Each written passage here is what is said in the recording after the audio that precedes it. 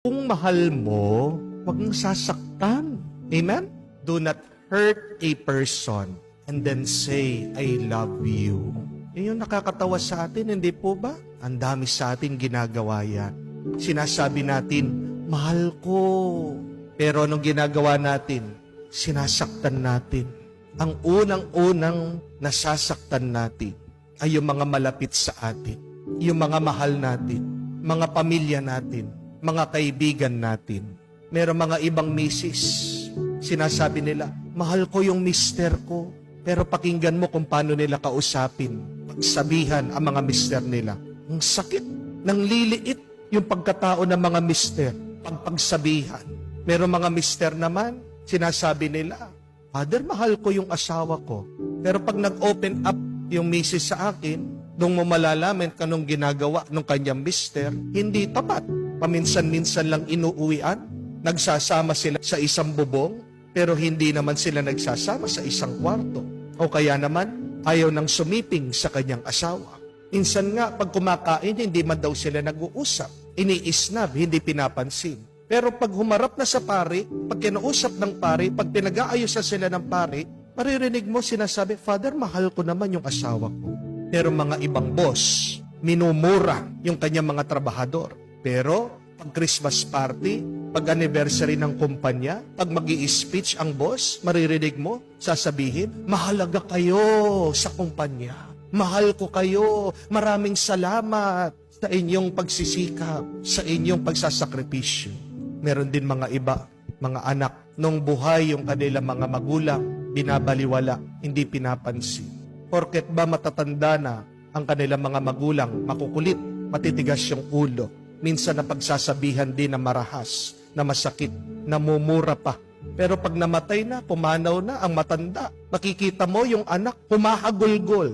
Niyayakap yung kabaong sinasabi, mahal kita. Totoo ba? O kaplastikan lang?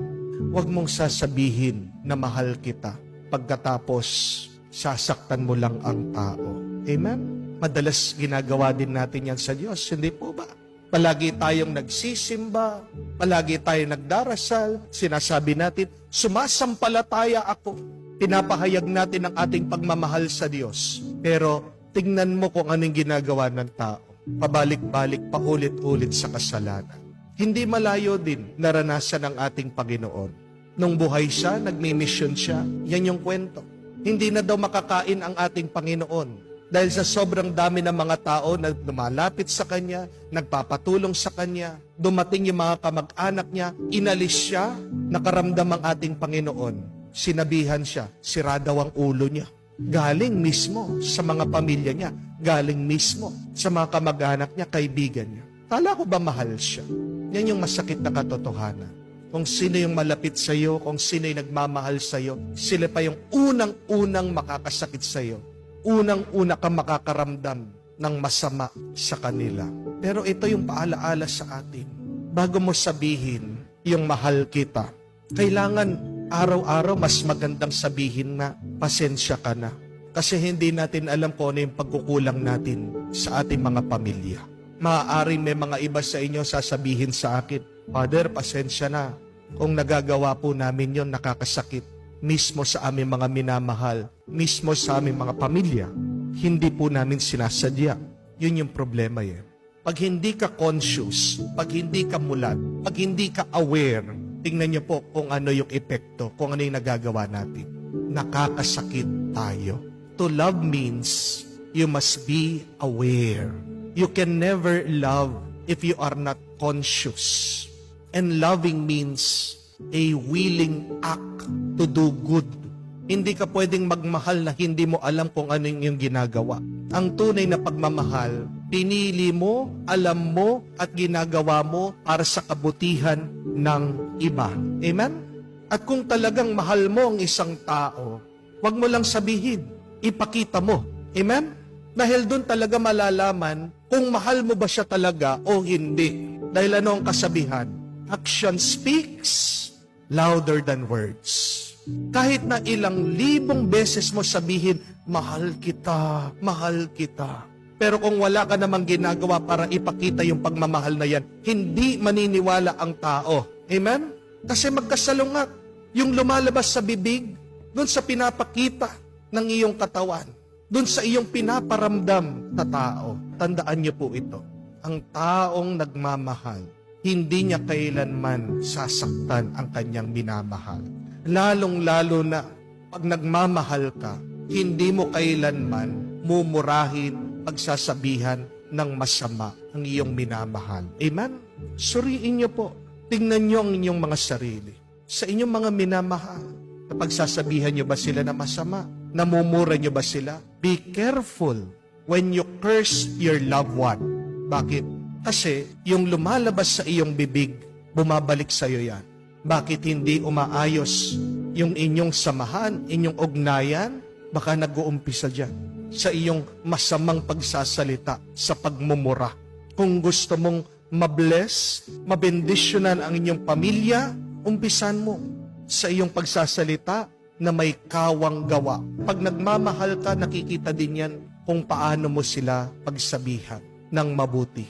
Bless your loved one always with your words. Tandaan niyo po ito. Kung wala kang mabuting masasabi sa iyong minamahal, tumahimik ka na lang. It is better to remain silent than to talk badly, than to curse. Amen? At meron pang mas mabuti na pwede mong gawin. Magdasal ka. When was the last time that you prayed for your loved ones? Yung iba sasabihin nila, Father, kasi ganyan yung ugali ng asawa ko. Father, kasi ganyan yung ugali ng anak ko. Hindi ko po maintindihan. Pasensya na po, kaya nga nakakapagsalita ako na masama. Oo, tama po kayo. Pero kung hindi mo maintindihan, anong magandang gawin? Hindi kausapin mo. Hindi mo na nga maintindihan pagkatapos. Pagsasabihan mo pa ng masama, mumurahin mo pa. May problema na yung tao, lalakit lalaki pa yung problema. Dahil dinaragdagan mo sa iyong mga masasamang pagsasalita. Hindi po ba? Kung mahal natin ng isang tao, kailangan unang-una, iniisip natin, ano kaya yung aking magagawa para mapabuti siya, para maging the best siya, para maging masaya siya. Kung hindi mo maintindihan ang tao, ang iyong minamahal sa kanyang ginagawa, hindi mag-usap kayo. Pero wag na wag mo siyang mumurahin.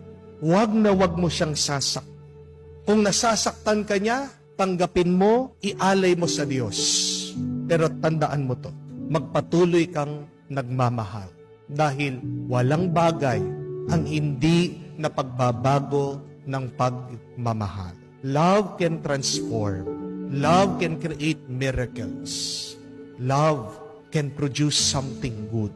Do not resort from using bad words, from curses. Kung mahal mo, bendisyonan mo. Kung mahal mo, huwag kang susuko. Gabayan mo. Kung mahal mo, pagpasensyahan mo.